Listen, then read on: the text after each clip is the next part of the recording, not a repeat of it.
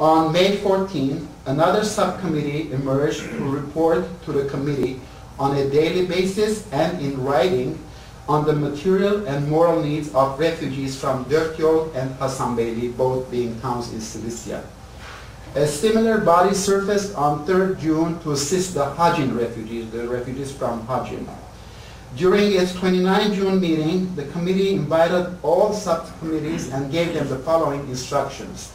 First, to pay frequent visits to refugees to inspect their personal and residential cleanliness in an alert and strict manner. Second, to prevent refugees from spending time at coffee shops, with permission to punish those who did not comply. Third, in order to avoid noticeable irregularities and deprivations, to exert tight control in guaranteeing the disbursement of aid to rightful recipients. Fourth, to ensure the elimination of begging by some roamers. Fifth, to furnish the names of persons engaged in immoral acts for them to be banished from Aleppo at once. 3 days later, the committee appointed yet another subcommittee whose task it was to deal with hygiene and discipline, which had become matters of serious concern. Last but not least, the committee created a special subcommittee chaired by the priest Hovannes Etmekjan, charging it with the placement of widows and other helpless women and girls in suitable homes in Aleppo and the temporary sheltering in the local Armenian school hall of similar cases who were left behind as groups of refugees were dispatched by the government to other destinations. When petitions from refugees requesting succor assumed overwhelming proportions, the committee instructed the subcommittees to deal with them. On 3 June, a certain auxiliary committee was charged to read and verify the authenticity of such written supplications and to make the necessary arrangements for proper action. 5 days later, the committee instructed the same auxiliary committee to present itself to the prelacy twice daily at 12 noon and 10 p.m. to give oral report and for consultation. Because written appeals for help continued to reach the committee directly in large numbers, that it was impossible to respond to all in writing, and that the petitioners' names appeared already on both the committee's list and the government's Refugee Commission roster as recipients of regular aid. All auxiliary committees were asked to instruct the refugees to refrain from communicating with the committee, which otherwise would be willing to listen to other types of concerns.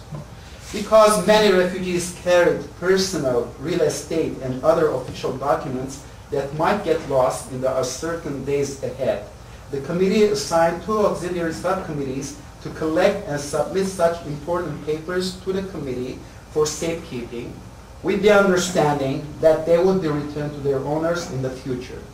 Similarly, in order not to encumber Treasurer Gierjan with the added responsibility of dealing with consignments of money and other valuable possessions deposited by the refugees, the committee placed member Vahram L in charge of those items kept in the prelacy. Now, arrival of refugees in and relocation from Aleppo. One of the first actions that the committee took upon its formation was the meticulous registration of refugees in Aleppo and environs. It likewise decided to write to the governor of and other Armenian prelacies in Aleppo province, asking them to furnish information on refugees within their respective administrative jurisdictions.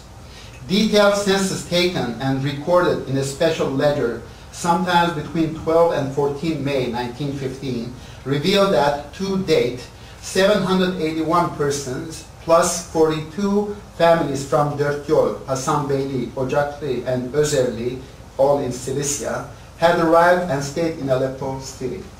In sum, according to the prelacy records, the number of Armenian refugees arriving in Aleppo exclusively from Cilicia at this stage of the genocide between 12 May and 23 June amounted to 928 families or 6,531 persons. Although the minutes of the committee meetings fall silent with respect to subsequent refugee waves, it is common knowledge that Aleppo continue to receive countless Armenian deportees from many parts of the empire in the coming months. If the flow of refugees into Aleppo caused consternation and taxed heavily the local Armenian community, their further banishment to other spots in Syria and beyond struck even greater anxiety in the Armenian leadership. As early as 18 May, the government ordered the committee to hand over 26 refugee families or 90 persons from Hasanbeyli for transfer to Monbuch, a city in Cilicia, a rural city in Cilicia. The committee, which had no choice but to comply, asked the government's refugee commission to arrange for suitable destinations for refugees uprooted the second time, on the one hand, and decided to cable to Cemal Pasha, commander of the Ottoman Fourth Army and governor of Greater Syria, beseeching him to grant permission for the refugees to stay in Aleppo because their relocation would inevitably cause hardship and misery on the other.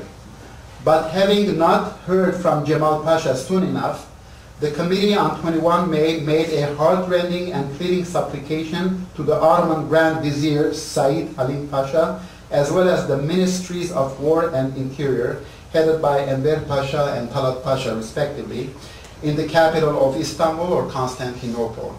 2 days later, on 23rd May, upon the locum tenens appeal, Governor Celal Bey sent the president of Aleppo municipality on his behalf to learn firsthand of the prevalent situation. On this occasion, the committee presented the latter with necessary demands and suggestions, and he promised to do his part in asking the governor to keep the Armenian refugees in Aleppo, to distribute adequate rations of bread to them, and to place them in shelters. After the president's departure, the committee, in order to press its case further, since the central government in Istanbul had not yet responded to its earlier telegrams, decided to furnish Celal Bey with a heartrending supplication signed by the refugees themselves in a bid to secure their stay in Aleppo. Even so, on the same day, 23rd May, 38 families or 229 persons hailing from Hasanbeyli were sent to Bab and Monbuch, while 13 families or 63 compatriots followed suit on 24th May. On 25 May, Celal Bey, that is the governor of the Aleppo province, informed the locum tenens of Cemal Pasha's response, which essentially told the Armenians to mind their own business and not meddle in the government's affairs. Notwithstanding, the committee persisted in its effort, this time by sending a petition signed by women refugees to His Majesty the Sultan or Sultan on 29 May. Regardless, the outbound movement continued. At this juncture, Sahak II received a cable from Cemal Pasha dated 8 June, in which the latter inquired whether any excesses and or rapes had occurred with respect to the refugees during their transport to Aleppo, indicating that he would be there shortly.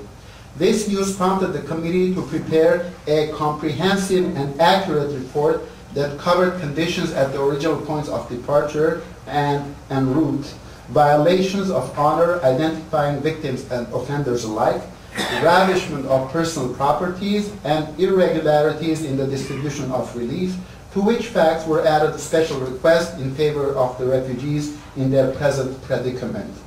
Although Sahak II met with Cemal Pasha 3 times between 16 and 21 June, it is not clear whether this report was submitted to and or discussed with the latter. Probably it was, but we don't have evidence yet. What is certain, however, is the fact that refugees continued to be dispersed away from Aleppo.